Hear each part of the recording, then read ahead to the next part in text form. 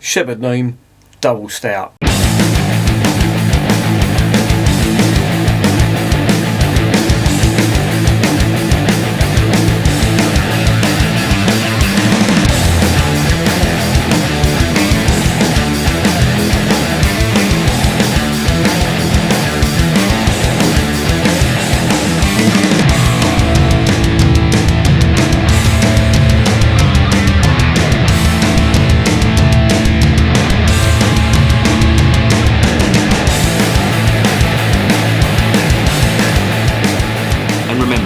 Life is too short to be drinking shitty beer. Welcome to another edition of Bands, Bikes and Booze Reviews. I've got one here that I've been trying to review for ages and I couldn't find it anywhere, and it fucking annoys me because the brewery's just down the road. This is the Neame Double Stout, and of course Neame is Britain's oldest brewery. It's based in Kent in a place called Faversham, which is down the road. If you want to see what the brewery looks like, look up my video of the outside tour. Couldn't do a brewery tour because the COVID had shut the whole brewery down. They weren't doing any tours. All the brew pubs were shut around there as well. So yeah, you get the idea. But I've been wanting to review this for ages, and all the local supermarkets around here don't stock it, and it pisses me off a little bit because, well, I don't know whether it sells that well, but I've heard some really good things about it, and judging by the ingredients, it looks like it's going to be a good one. I'll get onto the ingredients in a minute. Neame, of course, oldest recorded brewer in Britain. They're based in Faversham, as I said, and they brew some fantastic beer. The standout ones for me from them are 1698. The India Pale Ale is absolutely amazing stuff, and the other stuff they do, Bishop's Finger, is pretty reasonable as well. There's the Whitstable Bay range, not too shabby, and of course you got the Master Brew, which is their session beer, which I haven't reviewed yet, and I should get around to doing it. But there you go. Right, that's enough about the brewery. Let's get on to the beer.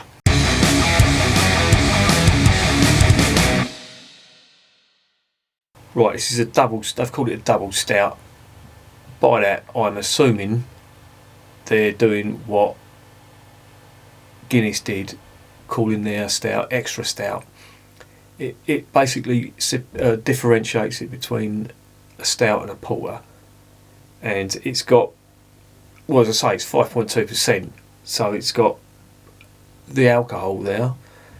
The big thing about this is the malts that they've used in this, and I think that should be the case with most porters. The hop content, even though there's some great hops grown in Kent, this particular beer is all about the malts. Now they've got some malts in this that vary greatly, if you like. They've got pale malt, that's the base malt that's in there.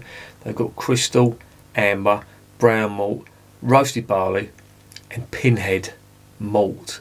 Now I'll just go over what all of them are. Okay, so your pale malt, as I said, that's your base malt. That will make up the bulk of the grain bill that they're using for this. Your next one, of course, is crystal malt.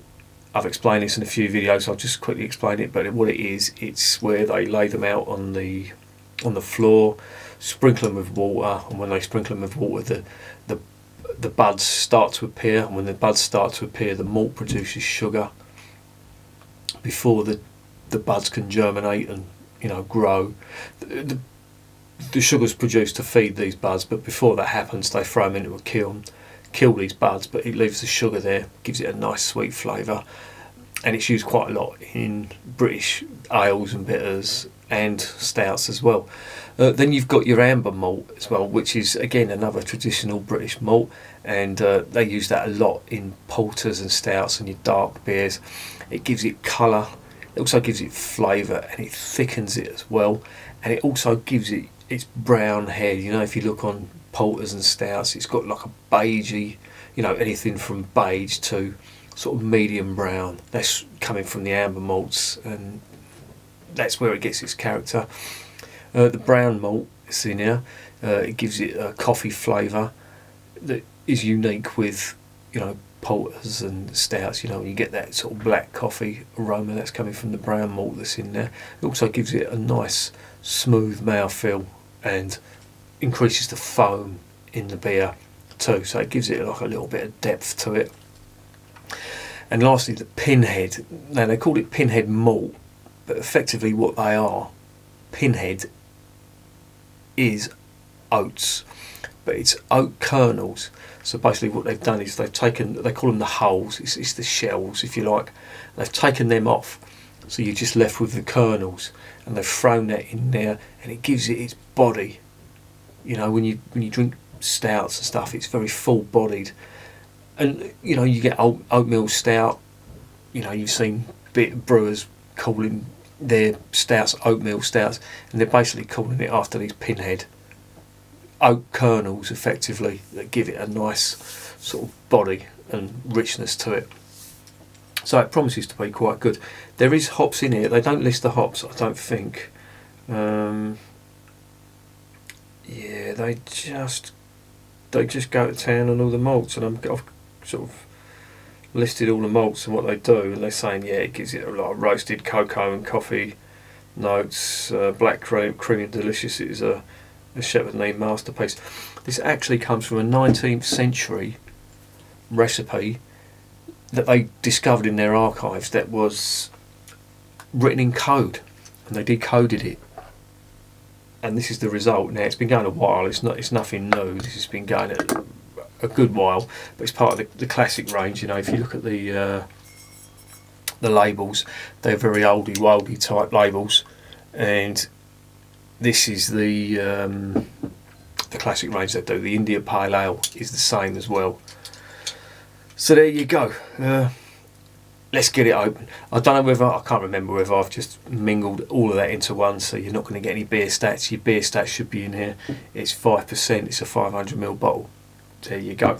There's your beer stats and your bit about the brewery.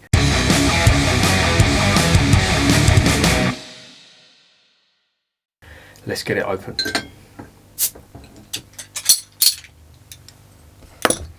Right, there's the cap. Shepherd Neame cap. You've probably seen these before if you've had Shepherd Neame beer. If you've not, I urge you to get some Shepherd Neame beer. They are a really good brewer. They do things right. On the nose, out of the bottle. Wow. When they said coffee, they were not joking. But you can smell the malt in there. You really can. It's like and I'm getting the aroma of oats too, just out of the bottle. So it's coffee, oats, and there's a sweetness to it too. I'm wondering where that's coming from. By the way, of course, they also put malted barley in it, and that's roasted barley. That's what gives it its dark colour. It's what makes Guinness black as well. Well, not black, but very, very dark, ruby, almost black. It's the roasted barley, so you know you're getting your colour from the roasted barley. Believe it or not, all them malts, the biggest, as I said, is the pale malt. That's your base malt, and that makes up most of the grain bill. Anyway, let's stop talking bollocks and get this drunk. Now, just from filling that out, I can see that is a rich, creamy type stout. Yeah, there's a lot of carbonation in that, but that is going to go down. Now, I've got some Guinness in the fridge, Guinness Original, and I will review that. I won't do it today, I'll review it at some point.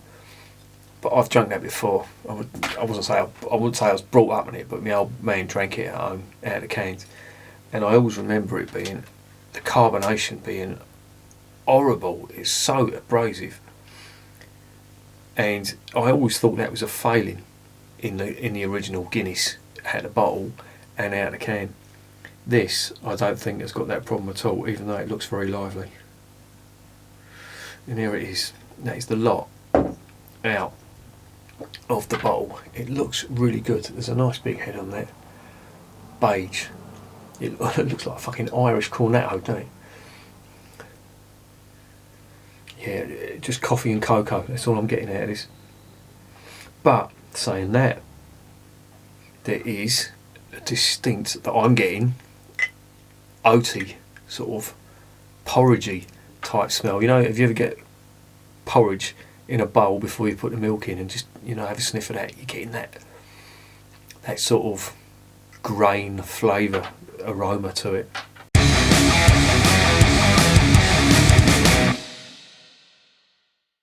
Smells intriguing. Let's get it down the hatch. Bottoms up.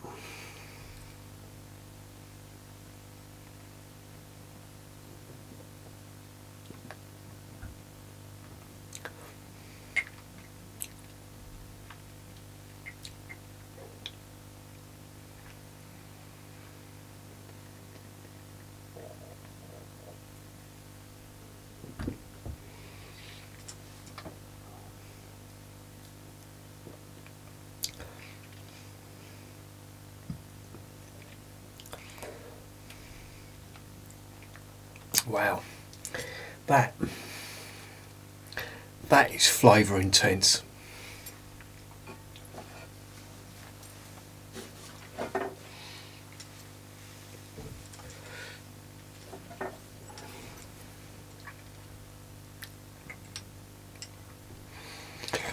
God, that is super intense.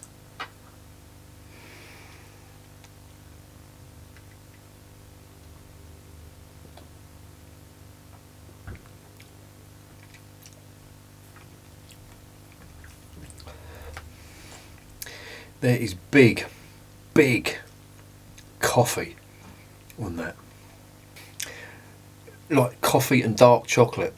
Is there a coffee that's mixed with dark chocolate? I don't know. But if there is, I'd imagine it tastes like that. The aftertaste just lingers and lingers. It's very bitter.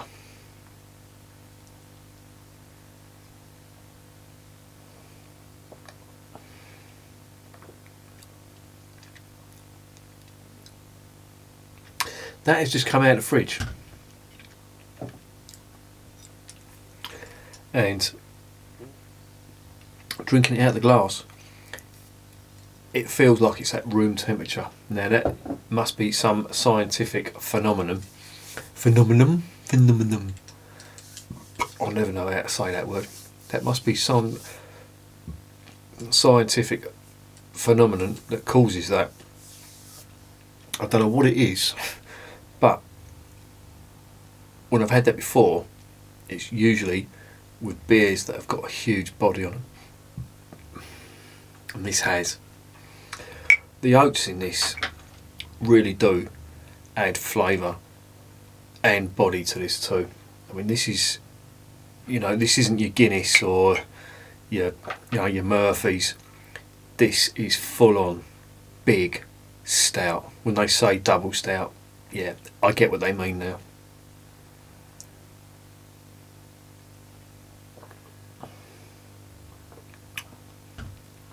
Well, that's actually a lie, because stout, originally, stout referred to the ABV. Years ago, and I do mean years ago, sort of 18th, 19th centuries, stouts were quite high in the alcohol content, and they were called stouts to differentiate them from the porters. Porter was a slightly lower ABV to the stouts. Stout was an old word for strong, and if they put stout on a beer, it meant it was strong in alcohol. Double stout, I don't know why they put double stout on it. I'm assuming that they mean, or they've put that on there because it's full bodied, and it is. I mean, there's no getting away from it. This has got full body to it. It's, you know, if you're a Guinness fan, I don't think you're going to like this. It's much more bitter. It's much more flavour intense. Guinness is reasonably sessionable. You know, I've done a good few sessions on Guinness. I don't know whether I could do it with this. This is just too rich and too intense to be drinking this, like, you know, necking it and, you know, making an evening of it. But having said that, it is full of flavour.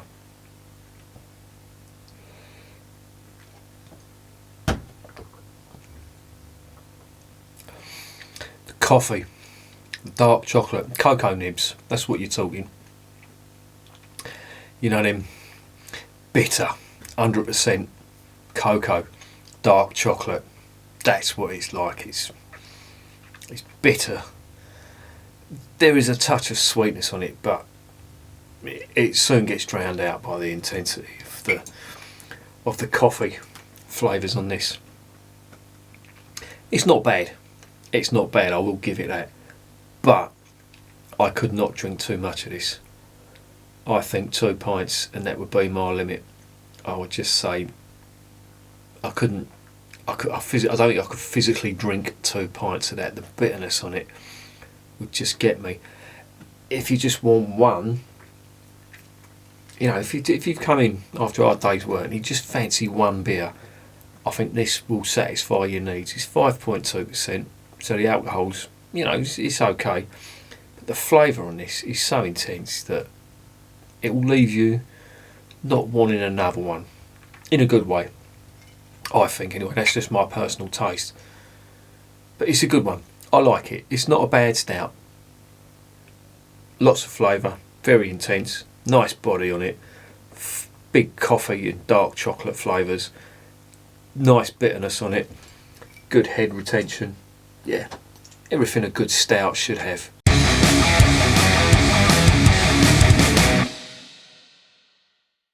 So what's the verdict? Yeah, this is a good one, and I wouldn't have expected anything less from Shepherd Neame, because Shepherd Neame do things right. I will recommend this with caution though, because this isn't your Guinness. You can't, as I said before, you can't session this. I don't think you can anyway. I mean, if you can drink pints and pints of this all night, good luck to you. Your constitution's better than mine. I think 2 of these would be enough for me, and I'd start thinking, I just want a little bit of sweetness, because the bitterness on this is, in a good way, it's very intense, but it's not, I don't think it would be for everyone, especially not for stout drinkers. I think your average stout drinker, well, certainly your Guinness drinker, would find this a bit too much. They'd maybe have 1, possibly 2, but that'd be it. And to be honest, I'm in the same camp as them. But having said that, it's not bad. I'm going to give that, on its own merits, and for flavour, I'm not talking about session, you know, its session qualities, because to be honest, I don't think you could session that. But just for its flavour, its body, I mean, look at it. Look at that. That just looks like a good quality stout. I'm going to give that an 8 out of 10. But there's a caveat with it. It's got an 8 out of 10 for the single glass. I don't think most people could drink more than 2 or 3 of this without wanting something a little light, something a little bit lighter, like a pale ale, or even a fucking lager or something. Because that's just too, for me, that's just too in your face, too big, too bold, too brash with its massive coffee and chocolate flavours. But it's nice in small doses. So yeah, that's going to get an 8 out of 10, and I'm going to recommend it with caution though. Don't buy too many. Don't think you're going to be drinking this all night. I'll guarantee you, if you drink this all night, you're going to spend the rest of the day, or the rest of the next day, on the toilet, and it ain't going to be pretty. And remember, beer is working class champagne.